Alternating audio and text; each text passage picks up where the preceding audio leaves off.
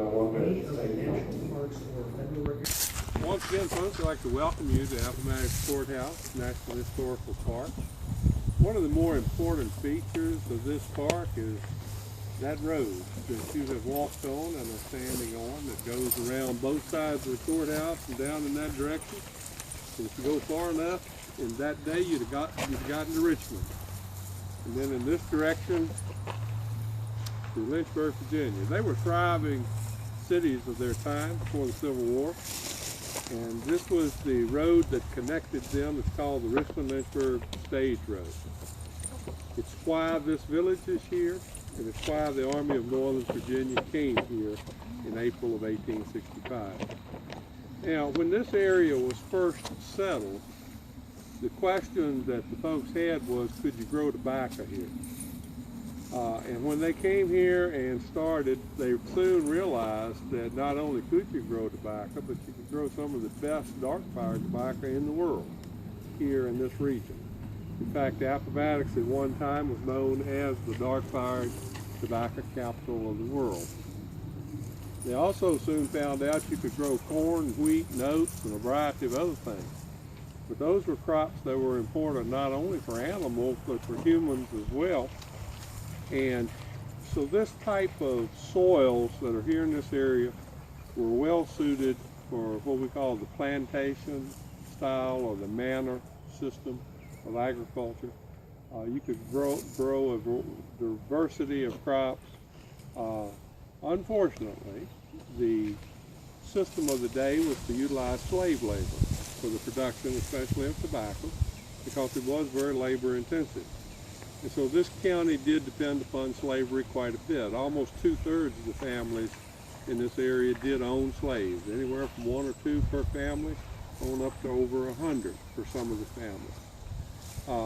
The plantations varied from several thousand acres to family farms of just less than 100, and that the labor was produced or supplied by families. So it was a diverse group of folks here in the area. But as I said, this is the main highway of the day, and this little area was a farming community until about 1819, and that's when the company that ran the stagecoach from Lynchburg to Richmond came here and built the Clover Hill Tavern. And they built it as a stage stop because it's a 4-day journey from Lynchburg to Richmond by stagecoach. So this was where you would spend the night. And when you arrived here, when you pulled up, you would have been met by slaves who lived in a little white house out back.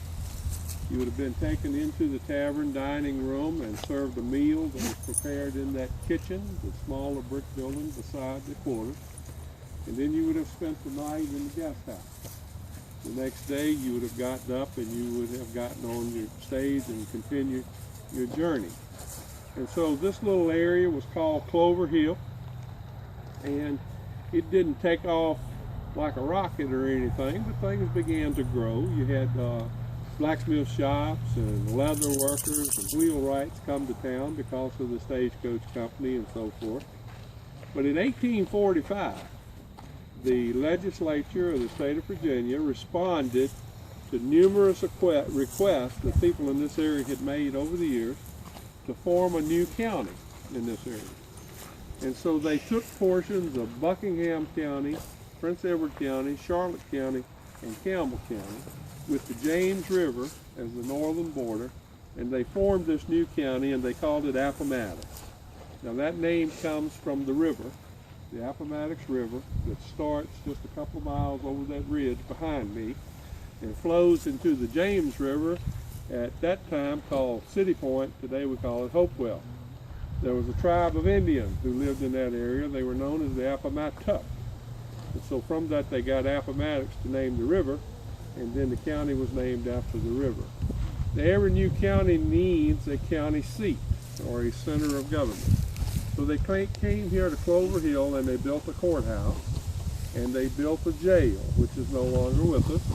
And they renamed this village Appomattox Courthouse. Now that's 2 words. So when you see courthouse as 2 separate words, that's a village. When you see courthouse as 1 word, that's the building. And that's what we do here in Virginia, and if you travel, you will see a lot of places that are called courthouse, Buckingham Courthouse, Powhatan Courthouse, and so forth. It was then that this little area began to grow, because with a new courthouse building and being the county seat, the lawyers came to town. And several built offices and homes here, storekeepers, more tradespeople, and so forth. But one family that came to town that I want to tell you a little bit about, because they're very significant to Appomattox County. They came here and they built that tall white house that you see down there behind the courthouse in the field. You may have seen it when you came up the road. And their name was Bocock, B-O-C-O-C-K. They furnished the first 2 clerks of the court for Appomattox, and they furnished from that family the first Commonwealth's attorney for Appomattox County. Now he's the gentleman I want to tell you a little bit about. His name was Thomas S. Bocock. And he's probably one of the more prominent men of his time that you never heard of. He was elected to the United States Congress in 1848 to represent this area. And when he went to Washington, D.C., he quickly became a rising star in the Democratic Party. In 1858, he came within 1 vote of being named the Speaker of the House for the United States Congress. He was a close advisor of President Buchanan. There are some who say that if the Civil War had not occurred, he would have been a candidate for President of the United States eventually. There are others who say that if Virginia had seceded from the Union when the rest of the Southern states did, he would have been a candidate for President of the Confederacy. When you look at the politics of the time, especially the debate and discussion about whether new territories were going to be let in as free states or as slave states, he was right in the middle of all that. He was a power broker. He had a lot of influence. Now, he was a slave owner, and he did support the institution of slavery, but he was not a secessionist. He didn't think Virginia should secede from the Union. He didn't want them to. But when they did, he came back home. He ran for the Confederate Congress, and he was elected to Congress and was named the first and only Speaker of the House of the Confederate Congress. In that position, he served closely with Jefferson Davis, the president, and he was also the liaison officer for the Army of Northern Virginia, and worked closely with Robert E. Lee as far as legislation in the Confederate Congress is concerned. But getting back to this village, in 1845 until 1855, things looked really great here. But in 1855, the railroad came to town. Now, it did not come here, and if you look at the lay of the land, you'll see why it didn't come here. It would have taken a lot of grade work and trestles. But if you go that way about 3 miles, you'll come to a natural dividing line between 2 major watersheds, the Chesapeake Bay and the southern rivers, which go into the Albemarle Sound in North Carolina.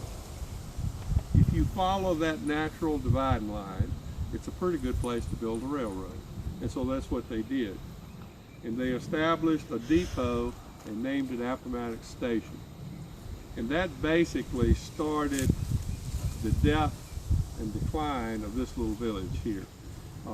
It put the stagecoach company out of business. The only thing that kept this going was that the courthouse was here and that the county seat was still here in this area. So you may ask, well, why in the world would Robert E. Lee bring the Army of Northern Virginia to a little obscure, dying village called Appomattox Courthouse to surrender? And the simple answer is he never intended to. That was not his goal in any shape or form. He wanted to go to North Carolina. It was always his intent, was to try to go to North Carolina. But circumstances beyond his control and 2 tragic mistakes that he himself made brought him here. And we're going to talk about that in a minute. But before we do, I want to orient you a little bit as to what the armies were, where they were, and so forth here, April 8th, 9th through the 12th of 1865. If you came to us today from that direction, you may have seen a sign that said Grant's headquarters. If you did, that's where the Union Army is. They're back in that area, along that ridge, along this ridge that you see behind you, and then on back to Appomattox Station. The Confederate cemetery on the top of the hill is testimony to the fact that people died here. There was fighting, and we'll talk about that. If you look over in this direction to the ridge line, other side of that dinner bell and street light, all the way to the horizon, you'll see a ridge over there, and that's where Lee's headquarters were. And his army is between the Appomattox River, which is down there in the bottom, and then 5 miles down the road to a place called New Hope Church. About 2 miles on past that is about 30,000 men of the Union Army of the Potomac. In this direction, Army of the James, Army of the Shenandoah, both Union armies, eventually another 28 to 30,000 men. Lee left Petersburg with almost 60,000 men. By the time he gets here, he's got around 28,000 left. So, let's go over here and sit down, and we'll talk about why Lee came here and then what happened after he got here. So if you'll come with me, we'll go through the gate and then over here to convention. Lincoln, as President of the United States, is going to be facing re-election in the fall of that year. And the war is not going well, and he is going to lose that election unless something dramatic happens as far as the war is concerned. You may have heard the old expression, rich man's war and a poor man's fight. And that was being said on both sides, north and south. Both were sick of this war. Now, I don't want to destroy any illusions that you folks might have, but there are times in our history when political considerations have influenced military decisions. I don't know if you knew that or not. Abraham Lincoln was no exception.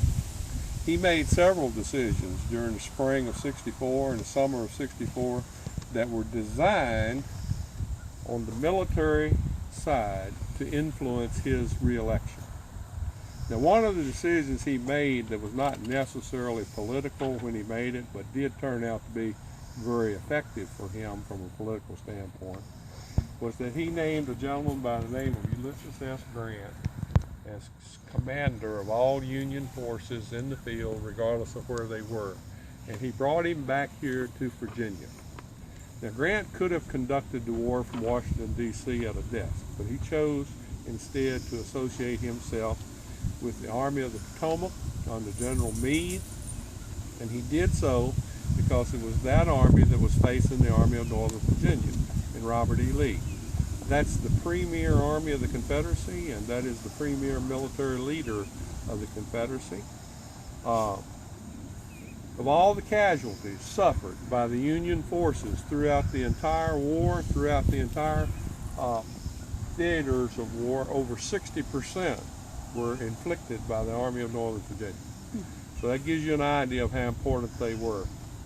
Now, Grant brings with him a philosophy that's different from the folks that have preceded him. His philosophy is that we're not going to win this war by taking Richmond, and we're not going to win this war by capturing territory. The only way to win this war is to destroy the Confederate Army, or at least to destroy their will to fight. And he sets about to do that. He begins a campaign that's called the Overland Campaign with the Battle of the Wilderness. He moves on to Spotsylvania Courthouse, then to the North Anna River, winds up at a place called Cold Harbor, just outside of Richmond. And at the beginning of that campaign, when that first battle was over, he did something that no commander ahead of him had done. And his men cheered him because of it. When the fight was over, he did not retreat back across the Potomac. He moved east and then south and kept heading, trying to cut Lee off, get between him and Richmond. And he did that at every step of the campaign. Didn't matter whether he won the battle or lost the battle. He kept coming. Now, when he got to Cold Harbor, he had come east with a nickname. They called him Unconditional Surrender Grant. But when he got to Cold Harbor, he had a new nickname. They called him the Butcher. He had lost over 50,000 men in that 2 months from the Wilderness to Cold Harbor. He lost 6,000 men in less than a half hour in one frontal assault at Cold Harbor. They found him in his tent weeping at the conclusion of that.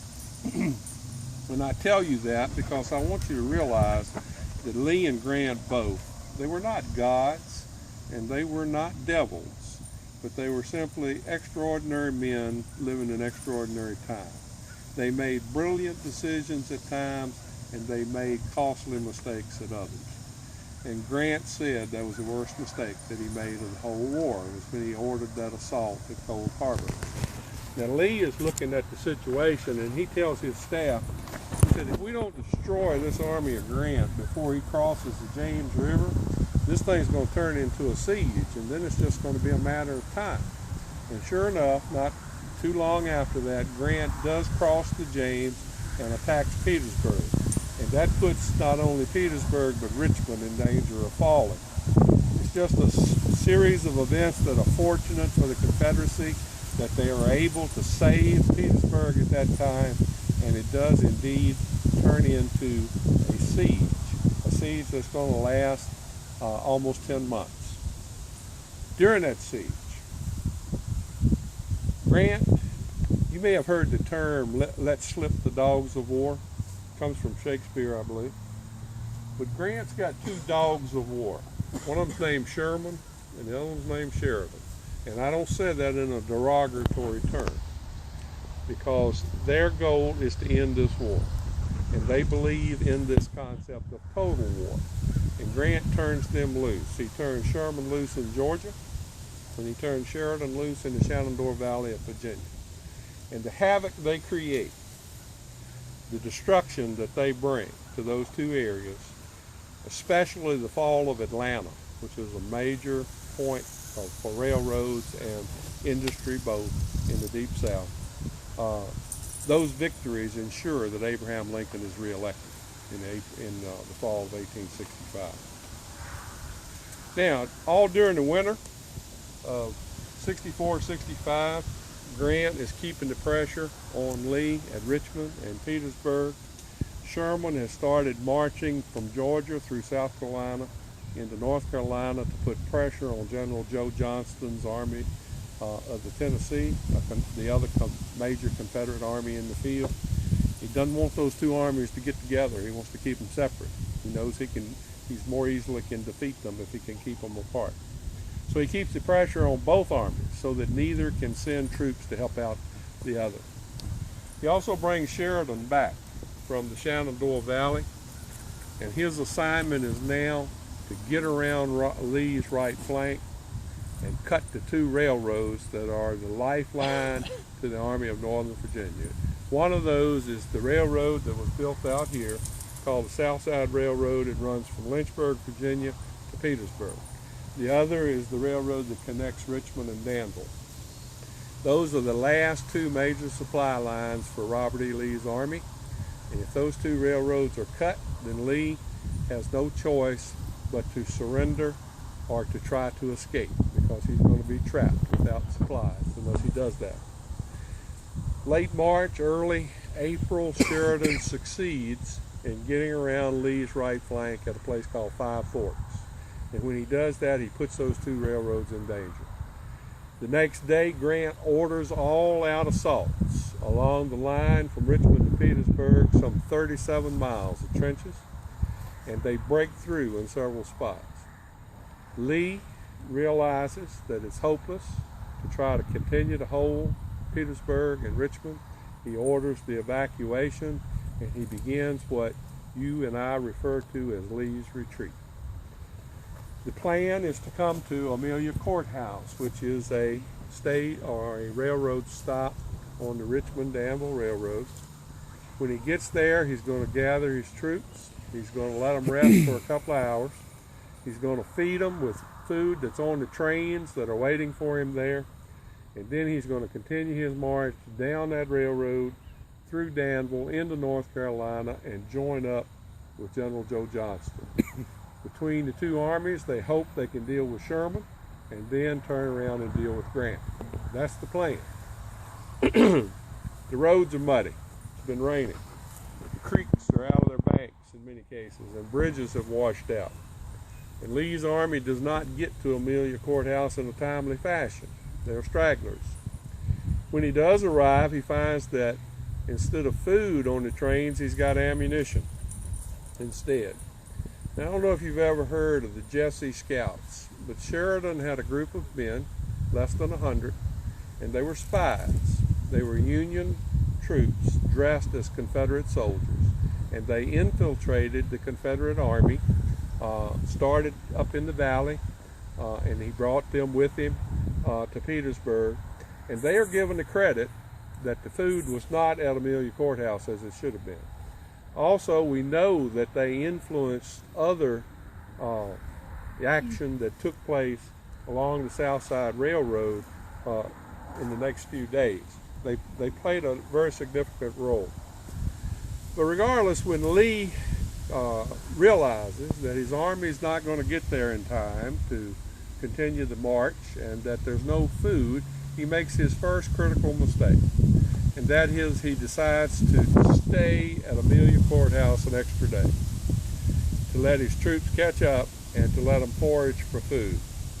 That delay allows Sheridan to cut the railroad at a place called Jetersville and to block his path into North Carolina, Lee's path into North Carolina.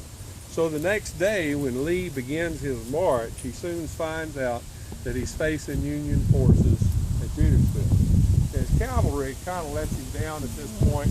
He doesn't know what he's facing. He doesn't know how many troops are there. He doesn't know if it's only cavalry or if it's also infantry. Lee's staff said they never saw him more ready for a fight, but he decided not to fight because he didn't want to risk everything in an unknown situation. So he decides to follow basically parallel to the South Side Railroad from Amelia Courthouse to a place called Rice's Station, just outside of Farmville. There are going to be trains at Rice's Station and also in the town of Farmville with food for his troops. He's hoping that he can get there, get the food, rest, and then proceed south into North Carolina. The roads are muddy, and the creeks are up, the bridges are out, and his army gets strung out. And in addition to that, Sheridan's cavalry is harassing Lee's rear guard every step of the way. They have to stop every so often and fight an attack that's made against them. And so as a consequence of that, they catch Lee at a place called Sailor's Creek. And there's a major battle there. Actually, it's 3 battles that are going on at the same time. And the end result is that Lee loses 1/5 of his army at Sailor's Creek. Over 500 dead, some 7,500 prisoners taken. He loses 8 of his generals at Sailor's Creek who are captured. One of them is his own son, Custis. Second critical mistake that Lee made. He orders the troops that survived that fight to retreat across the Appomattox River on the High Bridge, which is a part of the South Side Railroad. He orders the remainder of his troops who had not participated in the fight to swing back around north and then east and go to the town of Farmville. There's food there. They're going to secure the food. They're going to burn all of the bridges that cross the Appomattox River, including the High Bridge, and then they're going to rest and eat and then resume their march. One of the bridges does not burn. It's a little wagon bridge down below the High Bridge. The Union cavalry gets there in time to save it. So rather than having time to eat and rest, the Union Army pursues across the Appomattox River and forces Lee to cross over with all of his troops and go to a place called Cumberland Church. Now, Lee's staff has looked at this decision, and there was some discussion about it before Lee ordered them all to go north of the Appomattox River. If you look at a map, you can see that the easiest route would have been along the South Side Railroad. They could have met trains anywhere along that railroad. Food, that's a critical need that they have. But Lee's hope was that by burning the bridges, he'd gain enough time that he could rest and still get here ahead of the Union Army.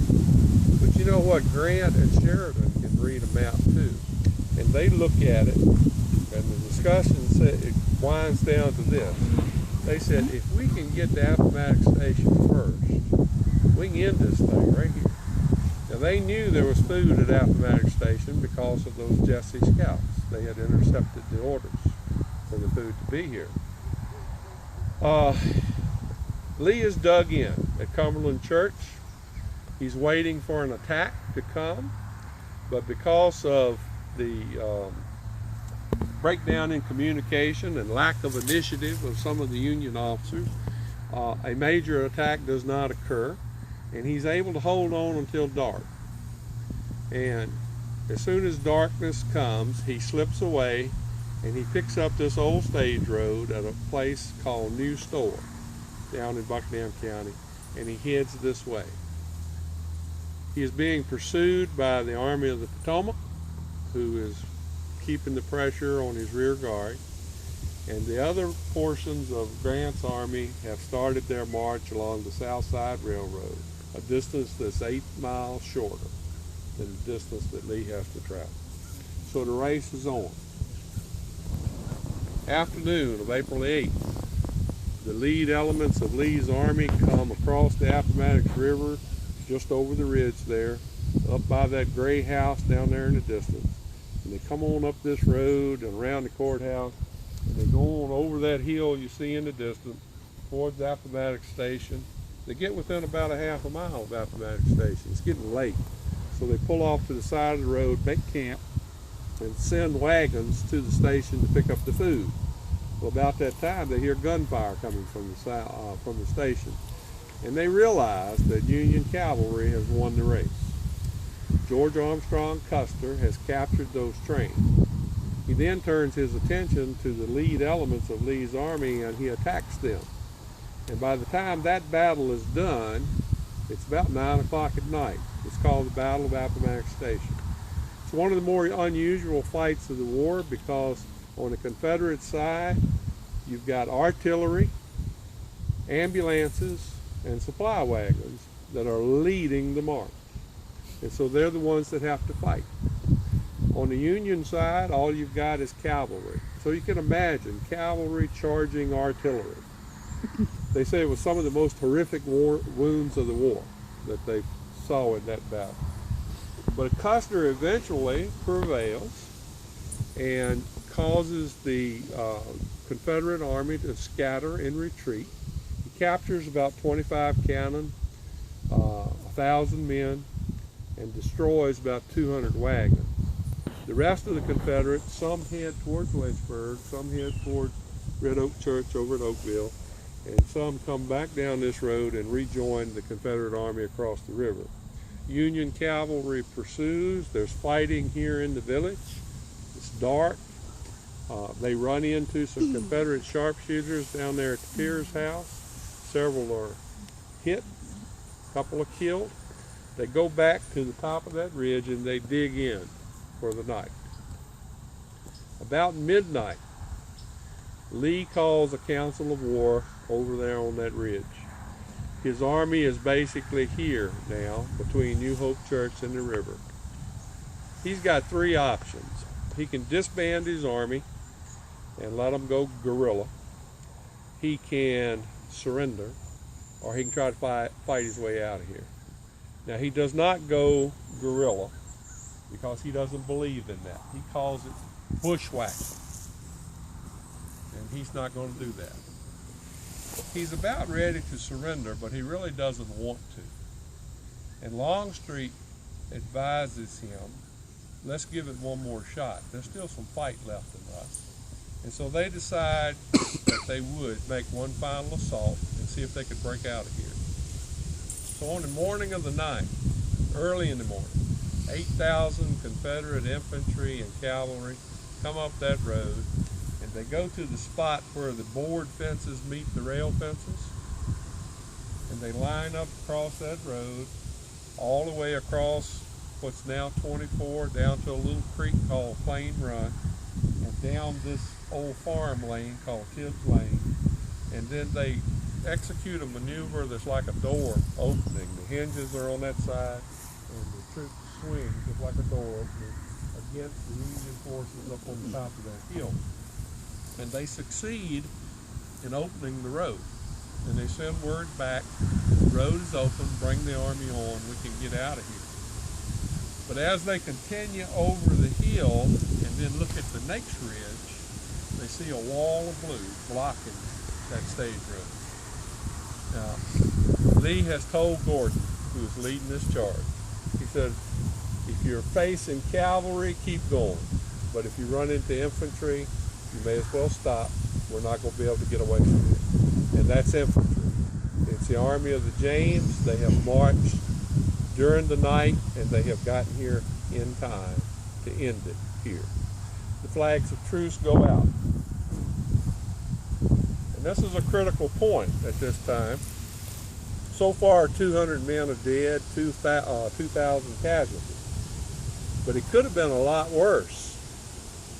You've got that Army of the Potomac who is ready to attack Lee's rear guard, and their orders are to do so as soon as feasible. And they are ready. They're getting ready to do the attack when they hear the flags of truce. And at first they don't believe it. They think it's a trick. They think that Lee is trying to pull the wool over their eyes and delay the attack so that he can slip away. They're finally convinced that it is legitimate, and so they agree to wait 2 hours to see what's happening before they launch their attack. The other situation that could have turned it into a disaster was that there are 2 Union generals on that ridge over there, one by the name of Sheridan and one by the name of Custer, who are kind of disappointed when they see those flags of truce. They want to defeat the Army of Northern Virginia militarily. They want to destroy them. And so they began to ride up and down the line of the Confederate forces, demanding that they throw down their rifles, surrender, demanding that they be taken to Lee, to Longstreet, to whoever. And a couple of Confederates don't appreciate their behavior and draw down on them and are ready to shoot them and would have killed them. But the only thing that saved them was fellow Confederates took the rifles away and wouldn't let them shoot them because it's a flag of truce. But if they had been shot, you can see where that might have changed things. As it was, the truce held, and Lee sends word to Grant that he's ready to meet and discuss terms of surrender. Now, Grant's not even here yet. He's still about 10 miles down the road at a place called Walker's Church when he receives Lee's message. He sends a reply, and he tells Lee, I'm willing to meet with you anywhere. You pick the place. So when Lee receives that message, he sends his aide, Marshall, into this village to find a place suitable for the meeting. This is no man's land. Most of your Union troops have retreated and withdrawn back to the ridge. Most of your Confederate troops have retreated across the river. And so this is no man's land. There are not a lot of citizens here. They've gotten out of town because of the fighting. The one gentleman who did not have anywhere to go was Wilmer McLean. And he had hunkered down with his family in his house over there. And so when Marshall rides into town, Mr. McLean has come out of his house to look and see what's going on. And so it just so happens they meet just by pure accident. So they discuss the situation, and eventually McLean agrees to let them use his house for the meeting between Lee and Grant. About 1 o'clock in the afternoon, Robert E. Lee and Marshall and a private by the name of Johns out of Lynchburg, Virginia, and a Union general by the name of Babcock cross the river and come up that road and ride up to the gate, through the gate, and Lee and Marshall go into the parlor and wait for Grant to arrive. About 1:30, he does so. He comes to the top of the hill up there where the cemetery is. He's met by Sheridan. He wants to know where Lee is. Sheridan said he's waiting for you right there. Grant rides off of that hill down that road. He's probably got 2, 3, maybe 4 dozen men with him. And they turn into that front yard, and you can imagine that front yard is full of horses and men, and almost all of them are Union. One lonely little Confederate private holding Robert E. Lee's horse in Marshall. But Grant and several of his staff walk up those steps and go into the parlor. During the next hour and a half, Lee and Grant come to terms for the surrender of the Army of Northern Virginia. Lee leaves about 3 o'clock. He goes back down this road, crosses the river. His troops come to meet him, and you can imagine it's a very emotional scene as they realize what has happened. Grant stays here about another hour and a half, and then he goes back over that ridge to where his headquarters have been set up, and he spends the night. The next morning, he comes back down this road and rides down to the river and signals that he would like to meet with Lee a second time. And they do. For about 30 minutes, they meet somewhere between the river and the Pierce house on horseback. And it's between the two meetings that they work out all the details of the surrender. Now, some of it is in writing here, but some of what they agree to here is gentleman's agreement. Everything they agree to in that second meeting is gentleman's agreement. But they adhere to what they agree to, and everything they agree to is done. Now, one of the things that comes out of those two meetings is that the terms that the Confederates receive are very favorable. They're a lot better than Lee was expecting, to be honest with you. And the reason for that is Abraham Lincoln. Less than 2 weeks prior to Appomattox, Lincoln had met with Grant and Sherman down at City Point, and they had discussed what are we going to do when it comes time to accept the surrender of the Confederate armies. And Lincoln's instructions were, I want you to let them up easy. I want you to let them surrender, let them go home. Let them take their horses, let them take their guns, give them favorable terms, and treat them with dignity.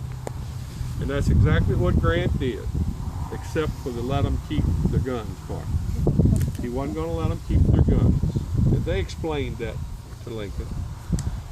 One other thing that Grant insisted upon was that there be an official surrender ceremony. And he did so for two reasons. Number one, he wanted the Army of Northern Virginia to know that they had been defeated. He wanted them to know that this was a surrender. It was not a peace treaty. It was not a ceasefire. It was not a truce. He also wanted to reward his men because they had fought hard and suffered as well to deliver this victory. So, sometime on the 10th, following the meeting between Lee and Grant at the river, the Confederate cavalry rides into this village and officially surrenders their arms. On the 11th, the Confederate artillery is officially surrendered wherever it is in the field. And then on the 12th, the Confederate infantry begins to march up this old stage road early in the morning, and when they reach that gray house down there, they are met by Union soldiers who have lined both sides of this road. Those soldiers are led by a man named Joshua Chamberlain. The Confederates are led by John Gordon. When Chamberlain sees them coming, he orders his men to carry arms. Now, we don't know exactly what that means, but the Confederates took it for what it was intended. It was a show of respect. It's what we call the salute. And Gordon orders his men to return that salute.